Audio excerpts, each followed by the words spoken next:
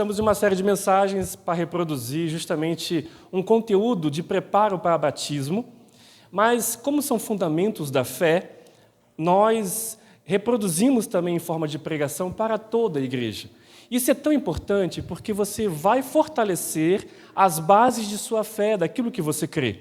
Hoje nós vamos falar um tema que é uma pergunta e vamos respondê-la aos poucos durante a mensagem. A pergunta é: como praticar comunhão cristã? Como praticar? Estou utilizando como material essa liçãozinha que eu recomendo muito você comprar, ter, que é Começando a Vida Cristã. A gente utiliza ela no batismo. A sequência dela é Crescendo na Vida Cristã. E coincidiu muito que esse tema vai falar sobre a lição que nós estudamos todas as quartas-feiras, que é uns aos outros. Uns aos outros. Como estamos em igreja e em família, esse assunto é tão importante que ele não se restringe somente à igreja. Principalmente deve começar, sabe aonde? Na sua casa. Na sua casa. Comunhão cristã não começa na igreja. Comunhão cristã começa na sua casa. Na sua casa. Porque eu acredito que família forte é uma igreja forte. Uma família forte produzirá uma igreja forte. E eu quero dizer para você que a base central de tudo, da comunhão, da igreja e na sua família, é sempre o amor. É sempre o amor. Romanos 5,5 diz que o amor de Deus, através do Espírito Santo, veio a transbordar na minha vida e na sua. Que hoje o amor do Senhor transborde sobre a sua vida. Que hoje o amor de Cristo venha a preencher você por completo. Opa, hoje muitas visitas ilustres, sejam bem-vindos novamente. Vocês são muito queridos por nós. Deus abençoe. Que o amor de Cristo possa transbordar em seu coração hoje. Que você possa sentir o amor de Deus sendo derramado sobre você. Nós estamos em um ambiente, irmãos, onde a presença de Deus está. Nós cantamos mesmo com apenas letras ou com algumas partes tecnológicas, mas o importante, irmãos, é que nós venhamos a cantar do nosso coração, um coração que foi regenerado pelo Espírito de Deus. Ele morreu por você, Ele deu vida para você, e você tem 1000 ou mais motivos para louvá-lo, amém? Eu tenho certeza... Obrigado, meu querido, obrigado. Obrigado. Você tem 1000 motivos para louvá-lo e que você hoje seja completamente impactado pelo amor de Deus. Eu quero novamente orar com você. Eu quero novamente que você possa orar da seguinte forma: que o amor de Deus venha em meu coração agora. Eu quero dizer isso para você porque o amor de Deus, quando ele entra em meu coração e no seu, ele lança fora, sabe o quê? Lá em 1 João diz, lança fora todo medo. E quantas pessoas, às vezes, andam no seu dia a dia extremamente temerosas? Temerosas com o amanhã, temerosas com os desafios da vida, temerosas, e às vezes o medo pode paralisar a sua vida, pode paralisar a sua família e os propósitos que você tem diante de Deus. Então, hoje que seja dia de um renovo na sua vida. Cantamos agora há pouco, renova-me, Senhor. Que você possa orar agora, nesse momento, antes de eu iniciar essa mensagem, que é muito breve, que você possa falar: Senhor, que teu amor, derrame o teu amor sobre o meu coração, para que jamais o medo paralise você, para que você não tenha medo de servir a Deus, para que você não tenha medo do amanhã, ou quando as notícias ruins vierem à sua porta, que você não tenha medo, porque o Senhor está contigo, amém, irmãos? O Senhor está contigo.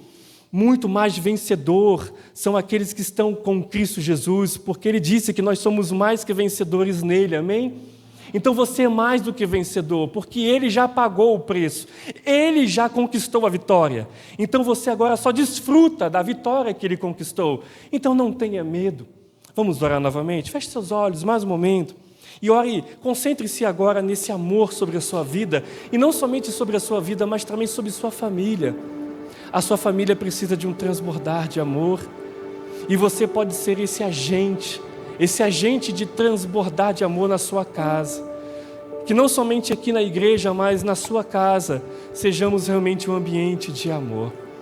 Pai querido, como diz a Tua palavra, lá em Romanos 5,5, aonde pelo Teu Espírito o Senhor transborda a nossa vida de amor.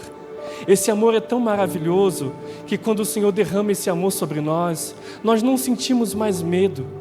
Qualquer ausência familiar, qualquer trauma familiar, qualquer problemas paternos ou maternos que veio a nos afetar, é tudo sarado, porque a Tua presença sara, Senhor. O Teu amor restaura vidas aqui neste lugar. O Teu amor traz alegria. O Teu amor traz aquele senso de família, não somente aqui na igreja, mas sabendo que um dia estaremos em família nos céus.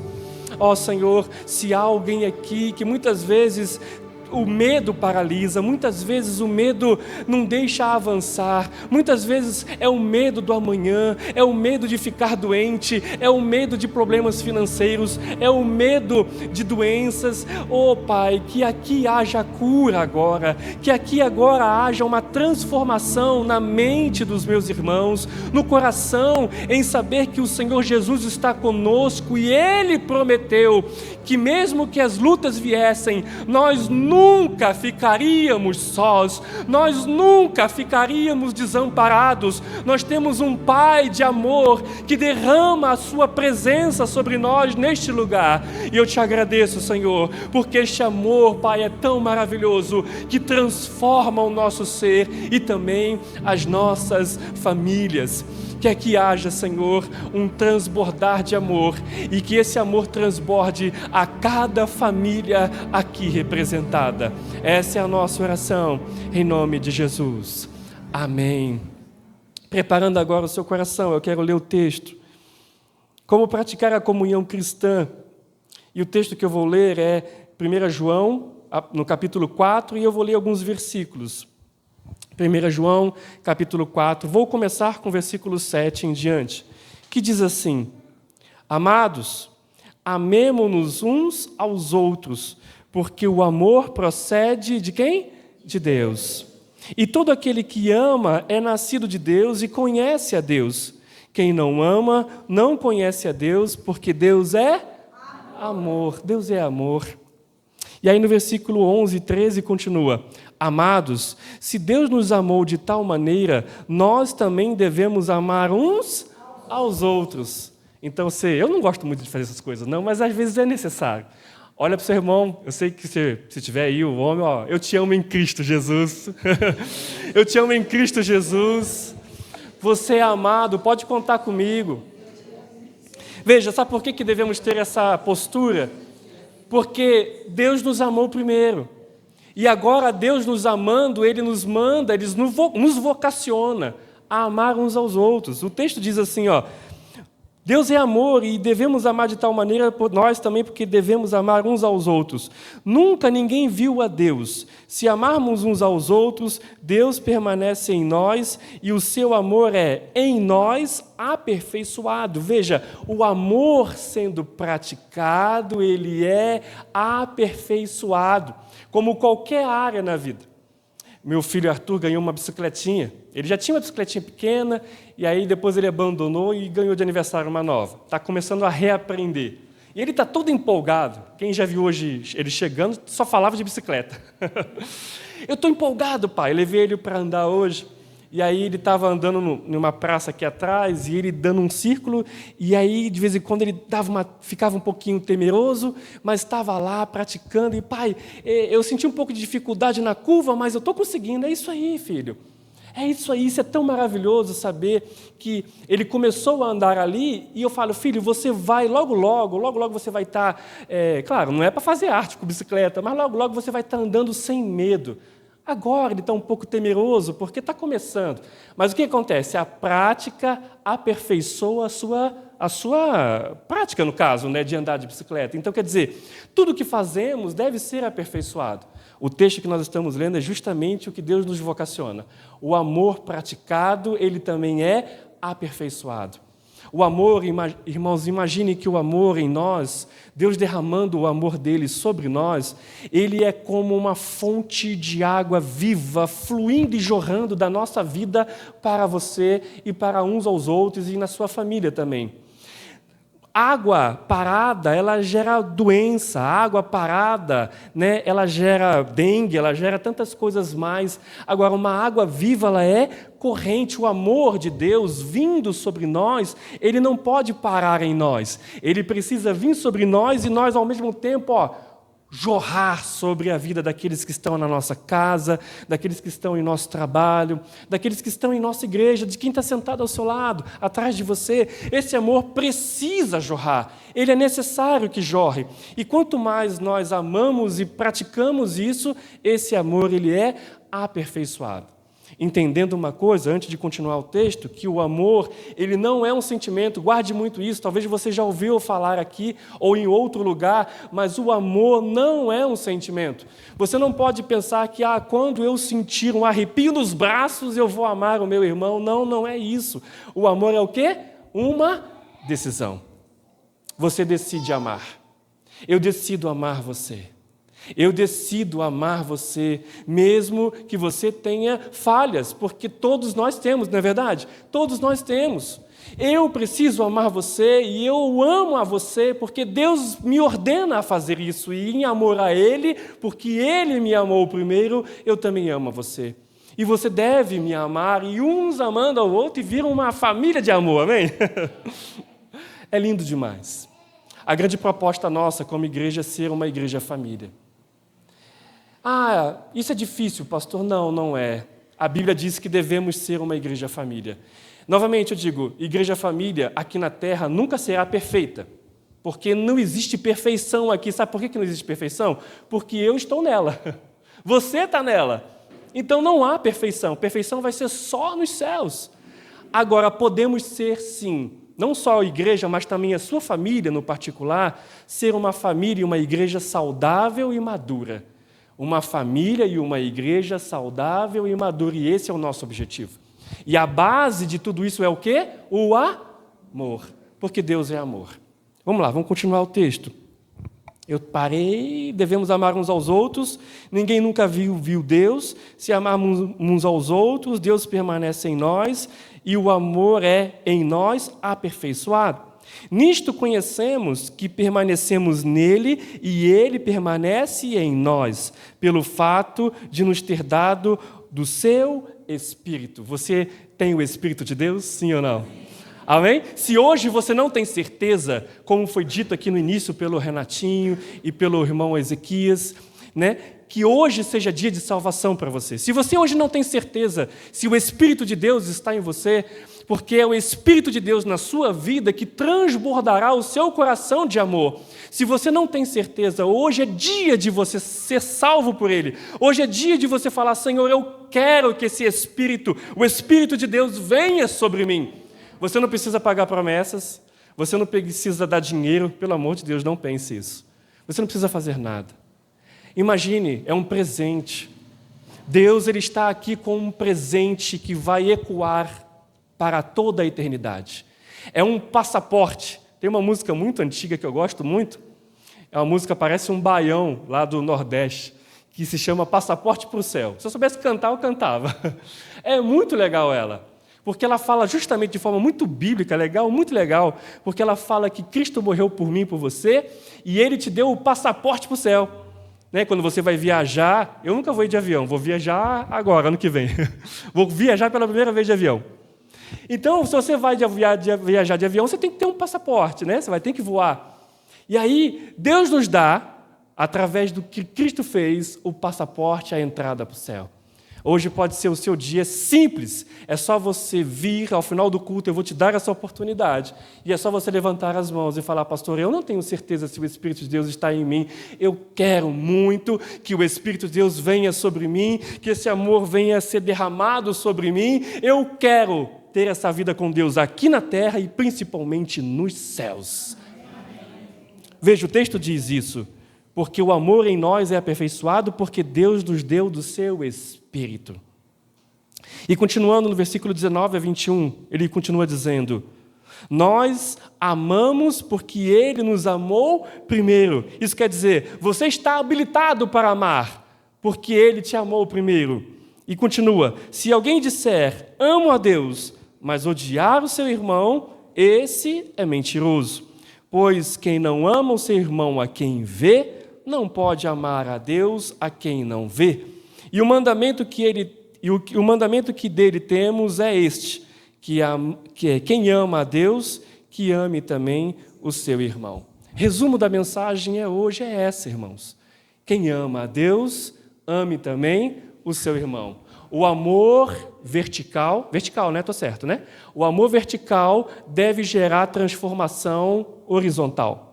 O meu amor a Deus, e Deus me amando e eu amando a Deus, deve gerar transformação no meu horizontal, ao meu redor, na minha casa e na minha igreja. Então, eu já disse aqui, as bases da comunhão bíblica é o amor a Deus e o amor aos meus irmãos. Guarde bem isso. A base da comunhão bíblica é o amor a Deus e o amor aos meus irmãos. Então, como estamos fazendo uma pergunta, como devemos praticar a comunhão cristã, antes disso eu tenho que entender o que é comunhão. O que é comunhão para você? Olhando para as Escrituras. Novamente eu digo, isso não se restringe a somente à igreja. Isso também vale para a sua família. Olhe para a sua família e para a sua casa e olhe para nós como igreja. A grande pergunta é, o que é comunhão? O que é comunhão? E eu vou responder para você que a comunhão bíblica é fortalecer e aperfeiçoar o propósito que temos em comum. Vou repetir, é fortalecer e aperfeiçoar o propósito que temos em comum. Churrasco, tivemos o batismo, né? Domingo passado. Um almoço maravilhoso. Quem estava aí? Pena que alguns não estavam, né? Juliano estava viajando, alguns não estavam. Quem estava lá, levante a mão. Foi lindo demais. Nossa, dava satisfação de ver. O Paulo dava assim, sorrisão, né? Lá em cima, né? Que a gente ia servindo, e aí a gente vinha com uns pedaços, né, de churrasco, e as mesas estavam abarrotadas, assim, ó. Quer mais, quer mais, quer mais? Tanta fartura, bênção de Deus. É maravilhoso. É claro, comemos, nos divertimos, tivemos um dia muito agradável em família e como igreja, fizemos nosso culto ao Senhor, nos alegramos com os irmãos que batizaram, foi um dia de festa, um dia de ser lembrado e marcado.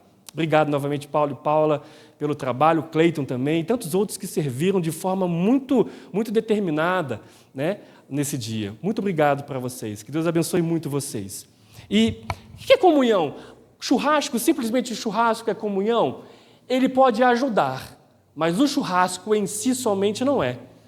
O churrasco em si, somente eu sentar na mesa com você para comer arroz, carne, vinagrete, que é uma maravilha, não está dando fome em você não, né?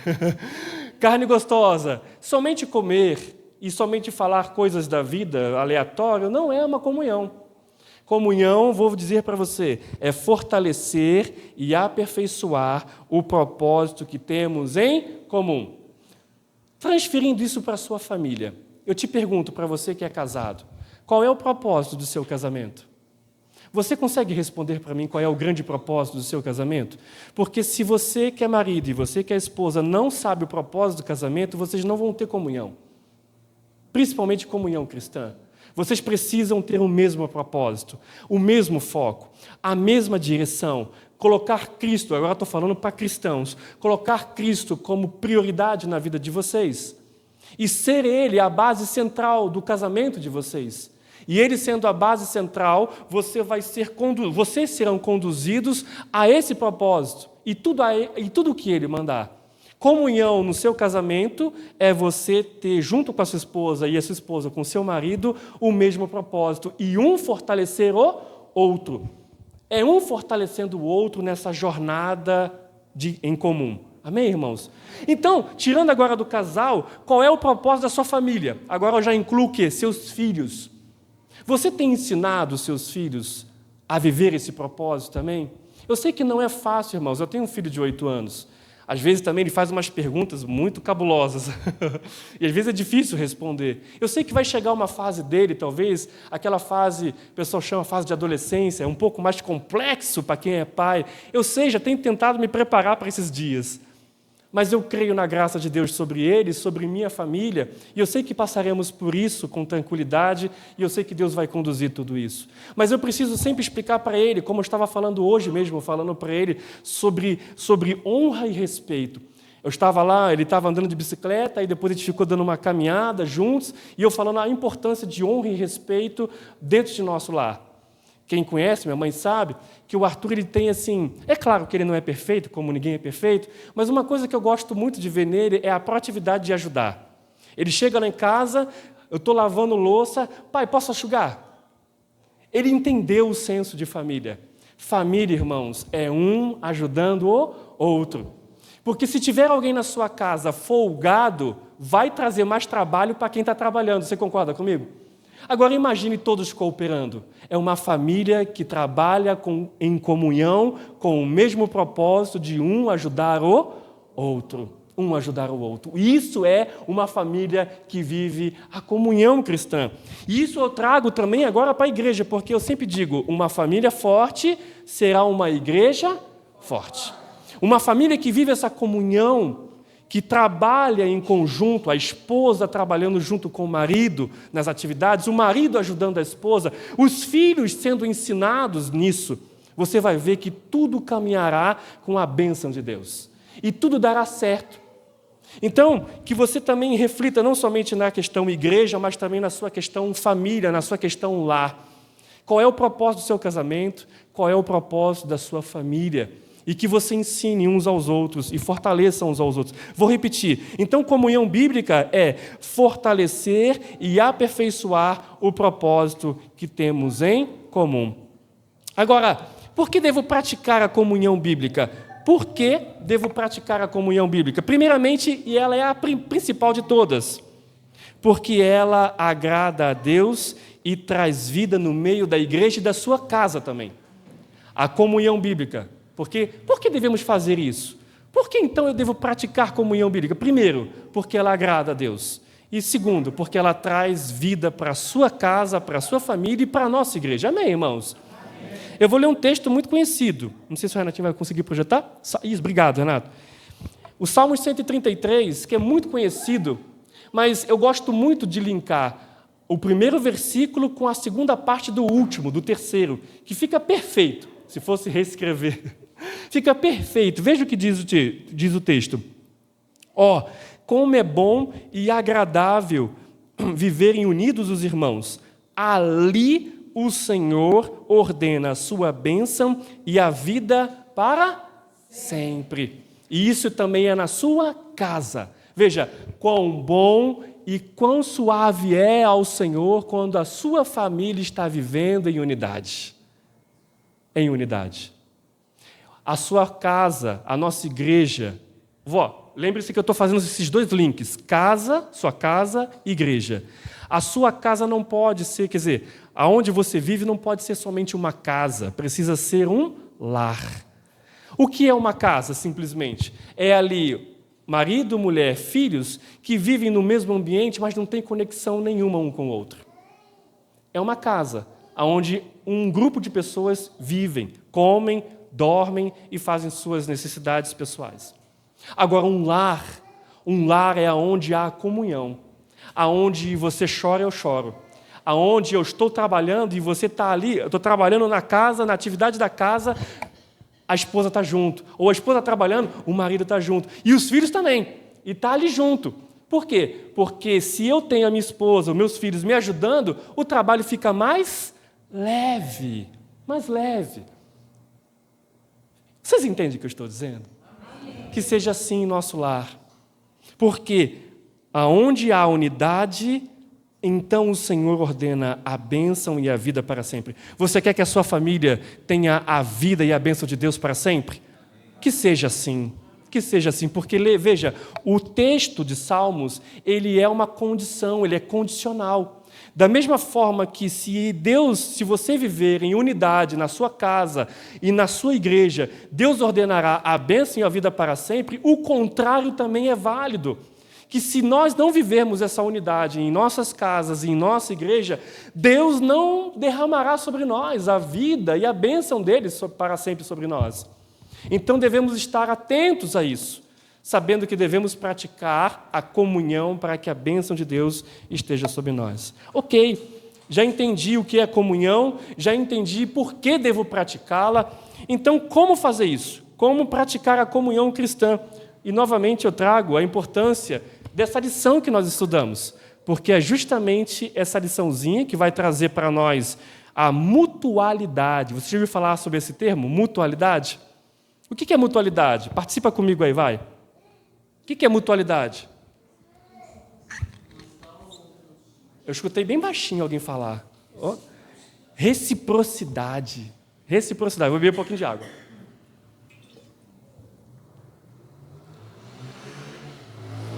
Reciprocidade. Essa lição, juntamente, claro, com as Escrituras, nos ensina uma coisa. Que quando você, cristão, você se dispõe a ajudar uma pessoa não cristã, você precisa esperar ou deve esperar algo em troca, sim ou não? Não. Beleza, ó, estão afiados. Não. Por quê? Devemos amar para demonstrar o amor aos não cristãos sem esperar nada em troca. Mas e na igreja? Olhando para a família, e não só na sua igreja, mas também na sua casa, quando eu oro pela minha esposa, ela deve orar por mim, sim ou não? Sim. É uma opção para ela? Não. É a mutualidade cristã que não é uma opção, é uma ordem. Eu oro pela minha esposa e a minha esposa tem que orar por mim. Eu oro por você e você ora por mim. Eu perdoo você nas suas falhas e você me perdoa também nas minhas, quando há o arrependimento. E é nessa visão de mutualidade que a igreja viverá o sobrenatural de Deus da verdadeira comunhão cristã. A Bíblia retrata 25 mutualidades. Eu não vou ler porque eu não quero ser extenso. Se você quiser, pastor, coloca para nós lá no grupo da igreja quais são as 25. Eu coloco para você. Mas seria muito bom você entender quais são as 25. E você vai entender que essa mutualidade cristã gerará a bênção que nós esperamos em nossa igreja cada vez mais. Ser uma igreja família. Onde eu tenho liberdade de chorar ao seu lado, porque você não vai me recriminar.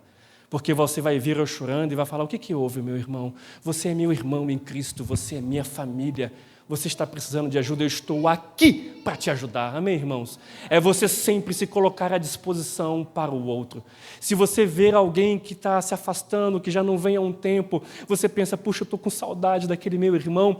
E aí eu peço essa ajuda, que não seja só o pastor fazendo isso.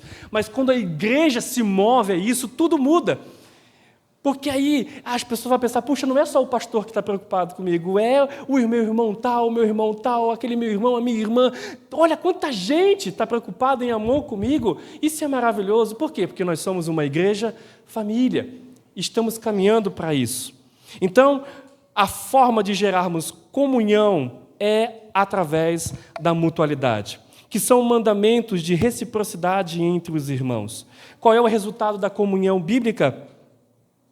A igreja se torna uma família, edificada pelo amor e madura em seus relacionamentos, impactando socialmente a rua, o bairro, a cidade onde ela está inserida. Uma igreja que, pela mutualidade... Quer ver? Peraí, acho que nós temos ainda um tempinho, são 8 horas. Deixa eu ver se eu encontro aqui na lição. Rapidinho, irmãos. 25 mutualidades. Deixa eu ler aqui.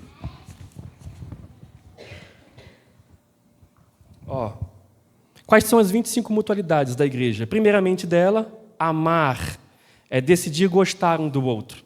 Segundo, aceitar, receber de agrado, reconhecer as qualidades do outro. Terceiro, saudar, felicitar, cumprimentar o seu irmão. Quarto, cuidar, ter atenção, tratar do seu irmão. Quinto, sujeitar-se, conformar-se, obedecer. Sexto, suportar, amparar, dar suporte. Sétimo, não ter inveja, não desejar o que é do outro. 8, não julgar, não formar opinião sobre as pessoas inconsequentemente. 9, não se queixar, não se lamentar. 10, não falar mal, que no caso significa não difamar.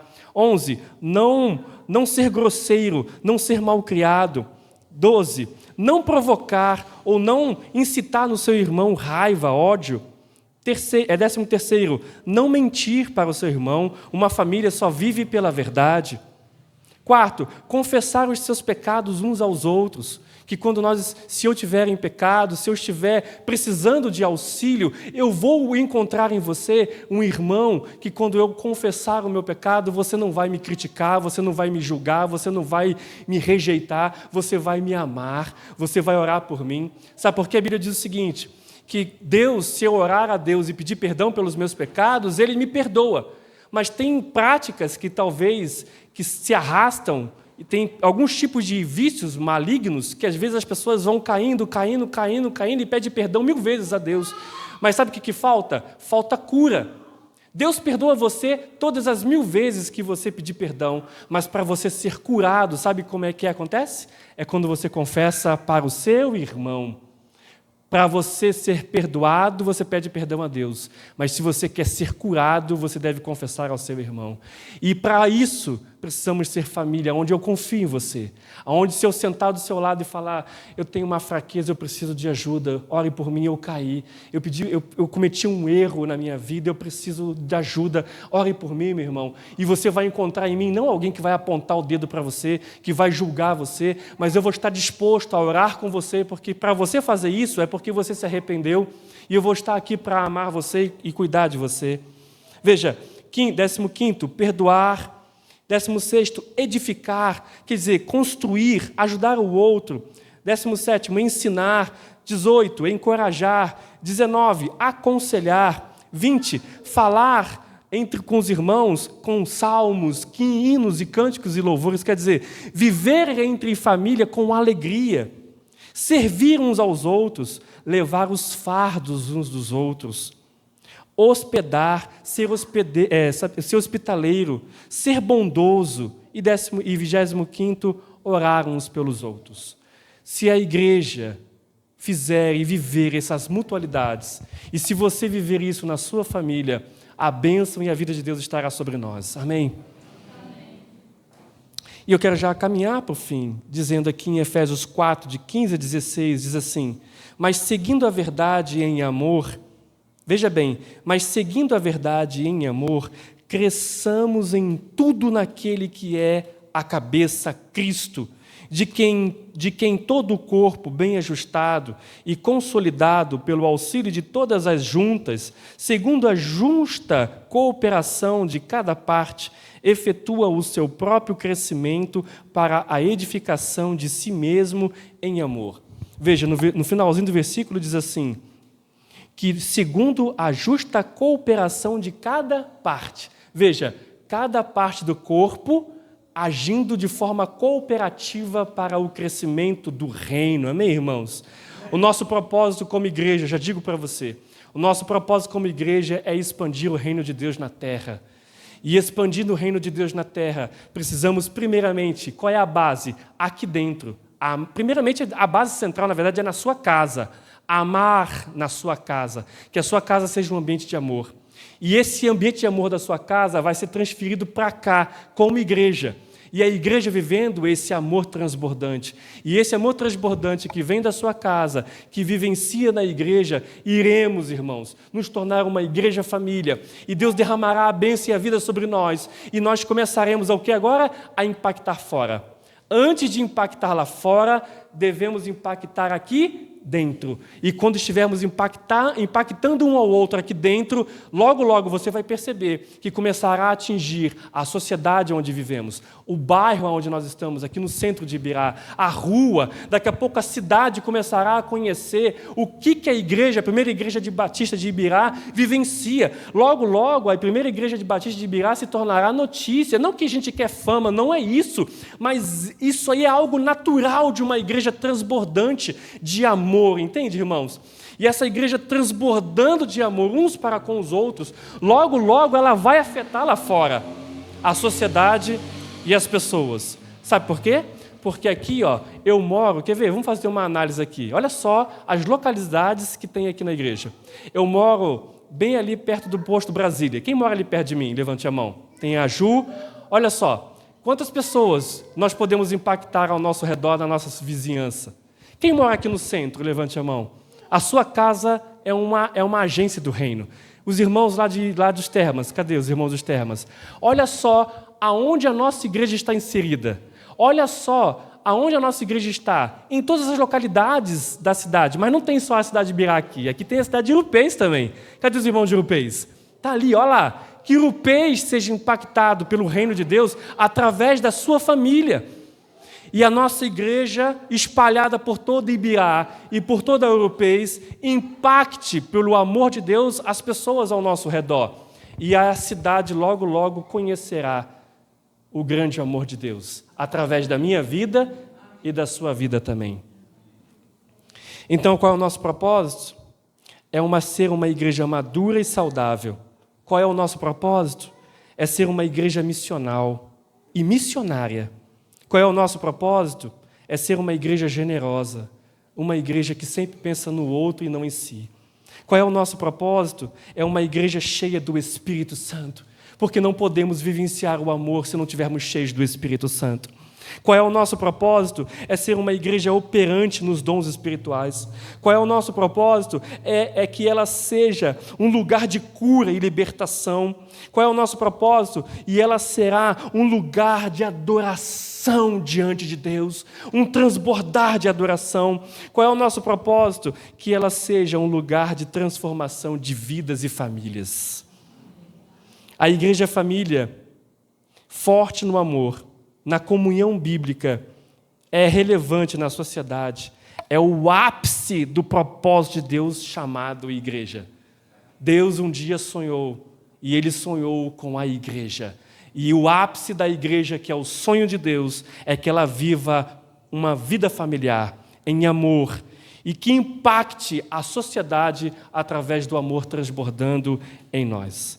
Para encerrar mesmo, para não falar que vou exterminar aquela coisa de pastor, né? Eu estou terminando e pregar mais 1 hora. Mas para encerrar mesmo, eu vou ler João 17, que é a oração de Jesus, do versículo 17 e 19. Essa oração é Jesus fazendo por nós. Jesus orou por você, sabia disso? Se você lá ler João 17, você vai ver que Jesus ora, tem uma sequência de oração dele, e na parte final ele está orando por você e por mim. Veja o que o texto diz: santifica-os na verdade, a tua palavra é a verdade. Assim como tu me enviaste ao mundo, também eu os enviei ao mundo. E a favor deles eu me santifico, para que eles também sejam santificados na verdade. Não peço somente por estes, mas também por aqueles que vierem a crer em mim por meio da palavra que eles falarem, a fim de que todos sejam um. E como tu, ó Pai, estás em mim e eu em ti, também eles, agora falando para nós, eles estejam em nós, para que o mundo creia que tu me enviaste. Veja a oração de Jesus. A oração de Jesus é que o grande propósito da comunhão da igreja e da sua família é para que o mundo creia que realmente Jesus é Deus. Lindo demais, né? Vamos ficar de pé agora um pouquinho?